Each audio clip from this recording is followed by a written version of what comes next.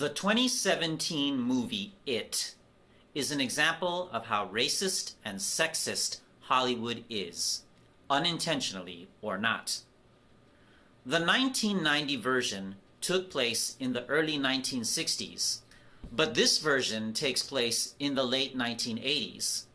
They changed the time period, but didn't change the ethnic makeup of the cast. It's still 6 white heroes and 1 black hero. In the 1990 version, the black kid was a historian. This time, the historian is one of the other heroes. And this time, the black kid is a black kid with a gun. The black sidekick with a gun. He even wears a bandolier, so he's ready to pop a cap in the clown's ass. More on guns later. The black kid is also the only hero who kills a person, and he also kills animals. More on that later also. In the 1990 version, the girl is never sexualized. This time, she is sexualized by the white boys while they're listening to rap music. In other words, black music, black culture, blackness corrupts white innocence. The girl is also sexualized by her father. This time, she also uses her sexuality to do the boys a favor.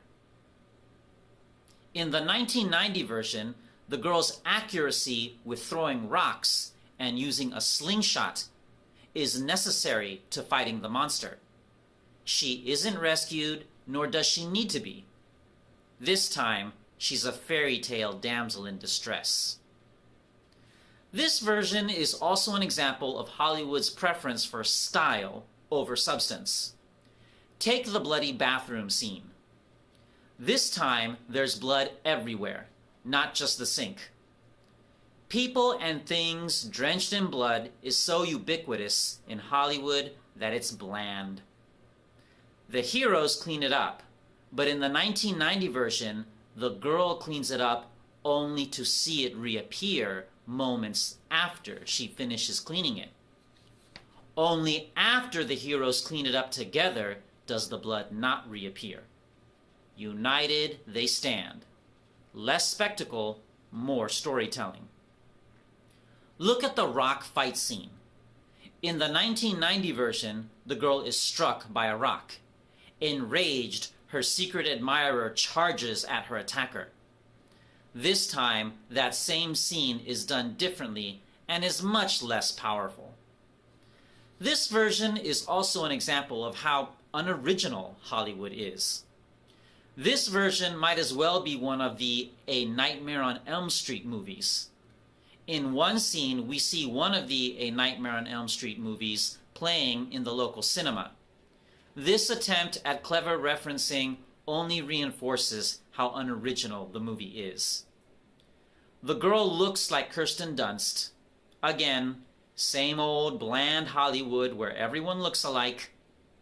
Observe how Chris Hemsworth, Chris Pine, and Chris Pratt all look alike.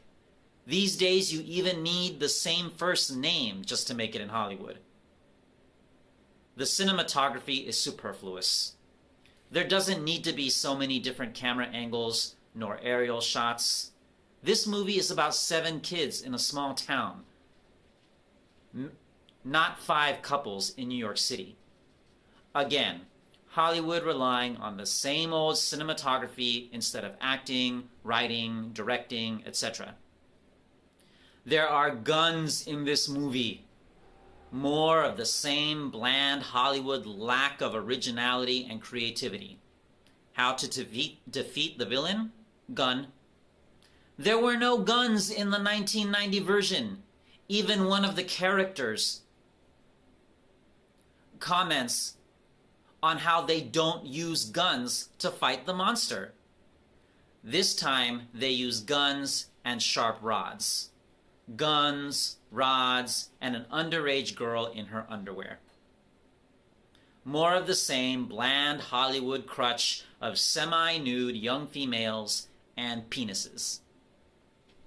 We see an animal get killed in the name of entertainment. Unnecessary.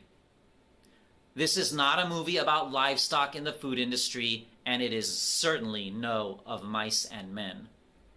Worse, this movie begins with the graphic and gratuitously horrifying mutilation of a child in the name of entertainment. It's pornographic. It's voyeuristic. This is not based on a true story, and it is no Empire Strikes Back. It is yet another remake, not as good as its predecessor. Please do yourself a favor and watch the 1990 version.